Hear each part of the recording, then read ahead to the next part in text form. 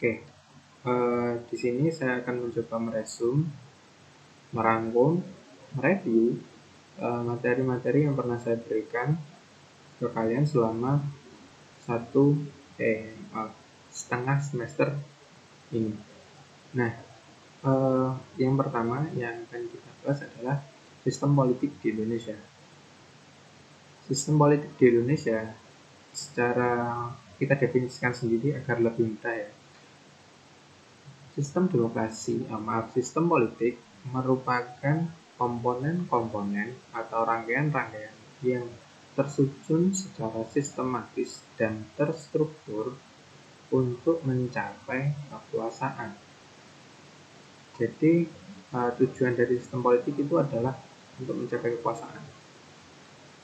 Kekuasaan itu seperti yang ada di pemerintahan yang biasanya dilakukan melalui pemilu.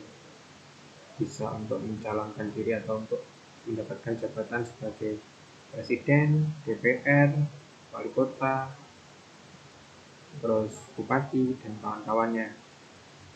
Nah, sistem politik di Indonesia itu mengacu atau berdasarkan sistem politik yang ada di negara ini dulu, yang namanya sekarang kita kenal sebagai sistem demokrasi. Nah, sistem demokrasi ini tidak serta-merta kita terima mentah, tapi kita elaborasikan dengan sistem milik kita sendiri, sehingga dikenal sebagai sistem demokrasi Pancasila. Ya, nah sistem demokrasi Pancasila ini kita bisa melihatnya itu atau tertuang dalam Pancasila sila keempat. Ya, artinya demokrasi kita itu berdasarkan pemimpin yang hikmat dan bijaksana. Itu sesuatu yang diharapkan dari demokrasi kita. Nah, nextnya lagi, nah macam-macam sistem politik di berbagai dunia ini, ada berbagai macam sistem politik yang digunakan berbagai negara dan bervariasi juga. Ada demokrasi parlementer, ada demokrasi terpimpin, ada oligarki, ada monarki. Nah, Indonesia sendiri seperti yang saya bilang tadi kan demokrasi. Dan demokrasi sendiri ada demokrasi parlementer, ada demokrasi presidensial. Nah, di Indonesia itu menganut sistem demokrasi presidensial. Artinya presiden itu memiliki jabatan sebagai kepala negara dan kepala pemerintahan. Kalau kalau demokrasi parlementer itu kepala negara dan kepala pemerintahan itu pisah. Artinya memiliki kewenangan sendiri-sendiri. Contohnya itu negara seperti Inggris, seperti Malaysia. Mereka adalah negara-negara demokrasi parlementer. Oke. Nah, sistem politik ini tidak sama antara demokrasi, antara oligarki, antara otoriter, itu berbeda.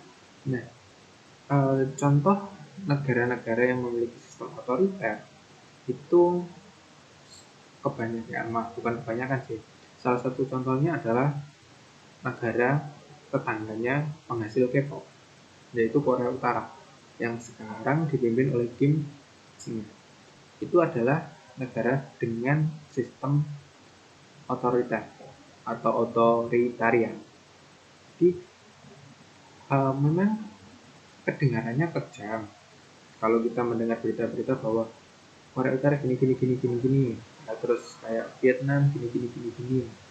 Sebenarnya mereka juga punya maksud tersendiri kenapa mereka menggunakan sistem itu. Dan kita juga tidak bisa, ketika kita menggunakan kacamata demokrasi, kita melihatnya kok nggak adil atau gimana. Kita tidak bisa melihat satu sistem dengan satu sistem yang lain. Karena kalau kita melihat satu sistem dengan sistem yang lain, akhirnya akan menimbulkan ketimpangan. Kita merasa sistem kita yang paling baik, sistem sana yang buruk. semua sistem politik itu ada positif ada negatifnya. Jadi tergantung bagaimana kita memaknainya. Oke. Nah, walaupun begitu, kebanyakan negara-negara di dunia sepakat bahwa sistem yang paling bagus itu demokrasi. Walaupun kalau kita cermati, sistem demokrasi pun banyak sekali kekurangannya. Nah, itu kita ke sistem. Jadi macam-macam sistem politik itu ada banyak. Salah satunya demokrasi, ya, demokrasi, monarki, oligarki, otoriter, dan lain-lainnya. Oke, terus yang selanjutnya adalah partisipasi politik. Nah, sebagai negara demokrasi, berpartisipasi politik itu adalah hal yang wajib. Kita wajib untuk berpartisipasi dalam kegiatan-kegiatan politik di negara kita. Mungkin bagi kalian, karena masih siswa, belum 17 tahun, kalian belum bisa mengikuti partisipasi politik atau ya partisipasi politik seperti pemilu. Itu belum bisa. Tapi mempelajari politik itu harus dimulai dari dini, walaupun nggak dini-dini amat. Karena memahami politik itu satu yang perlu sebagai warga negara. Kalau kita tidak memahami politik, kita biasanya hanya akan dijadikan kasarannya kambing hitam, ataupun hanya ikut-ikutan, ataupun nanti kita yang terkena dampaknya. Kenapa kita harus mempelajarinya? Bagaimana melihat wakil-wakil kita, bagaimana memilih wakil kita, bagaimana mengetahui. Kalau kita tidak mengetahui calon wakil kita yang ada di Senayan atau di DPR, tidak mengetahui calon presiden yang akan kita pilih, kita yang akan rugi selama 5 tahun ke depan. Dan kita juga harus mencermati, terutama di medsos-medsos kita, banyak propaganda yang disebarkan atau fitnah-fitnah yang disebarkan, hoax-hoax yang disebarkan, terutama bagi kita yang kadang menelan mentah-mentah informasi, itu akan memudahkan kita untuk terprovokasi. Beberapa kali ada beberapa teman-teman atau ya katakanlah siswa-siswa yang bertanya ke saya dari media TikTok, Pak, apakah ini benar? Pak, apakah ini benar? Dan lain-lainnya.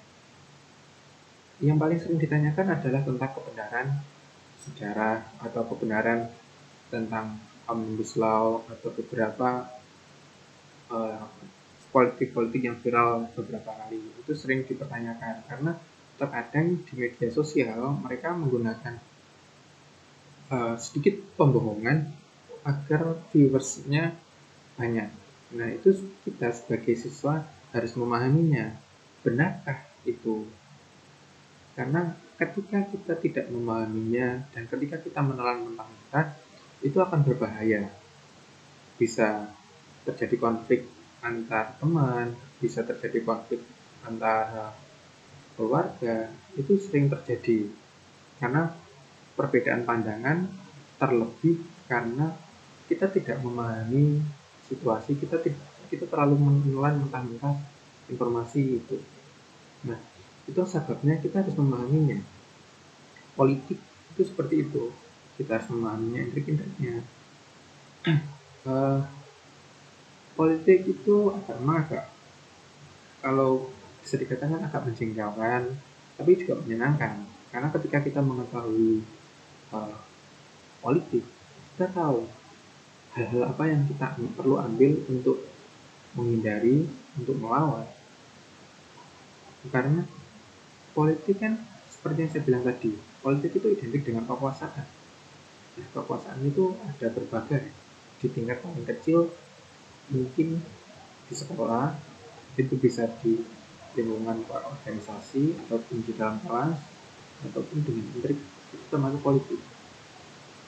Intrik-intrik itu termasuk dalam politik. Nah, kalau kita terlalu besar membayangkan tingkat negara, kita bayangkan tingkat yang paling kecil. Nah, memahami modus atau motif seseorang itu juga termasuk bagian dari politik. Kita mau kelihatannya nggak sadar apa yang kita lakukan, terus apa yang orang lain lakukan, ternyata itu bagian dari politik juga. Ya, jadi mungkin gimana ya mengatakannya, politik itu luas, tidak hanya lingkungan negara, lingkungan di sekitar kita yang terkait dengan konflik, yang terkait dengan kekuasaan, yang terkait dengan kehidupan sehari-hari, itu juga termasuk dengan politik. Oke, nah kita kembali ke partisipasi politik. Ya, jadi sebagai warga negara, ya walaupun kita belum cukup umur, tapi kita harus tahu tahu tata caranya, tahu seperti apa yang harus kita pilih, dan peraturan-peraturannya, dan berbagai macam bentuknya.